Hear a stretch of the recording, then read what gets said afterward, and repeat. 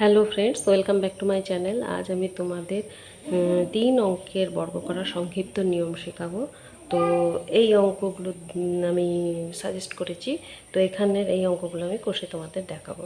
তো প্রথমে আছে কি আছে, এই 703-এর হোল স্কয়ার। তো প্রথম কি করবে তোমরা, আগে এই অঙ্কটাকে দুটো ভাগে ভাগ করে নাও। এই একটা অঙ্ক করে নাও, এই একটা অঙ্ক করে নাও। তো প্রথমে কি করবে, 3টে দাগ দিয়ে দাও, দিলে এবারে এইটার স্কোয়ার করো। স্কোয়ার করলে কত হবে, 3 × 9। প্রতিটা ইয়েতে দুটো করে সংখ্যা বসাতে হবে। হ্যাঁ, তাহলে কি হবে, 3 × 9, এই 0 9 বসলো। এবারে কি করতে হবে, এই দুটো সংখ্যাকে গুণ করে তার দ্বিগুণ করে দিতে হবে। তাহলে 3 7 21, 21 দোকানে 42। এবারে এইটার বর্গ করে দাও, 7 7 49 হয়ে গেল। তোমরা গুণ করে দেখো বা ক্যালকুলেটরে করে দেখো, হয়ে গেল। কত সহজেই হয়ে গেল। তারপরে দেখো 213।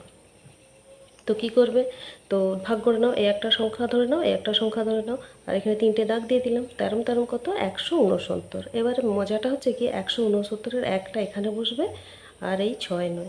এবারে গুণ করে দাও, 13 2 26, এর দ্বিগুণ করলে হয় 26 2 52। 52-র সাথে এই একটা যোগ করে দিতে হবে, কত হবে তাহলে, এই 53 হলো।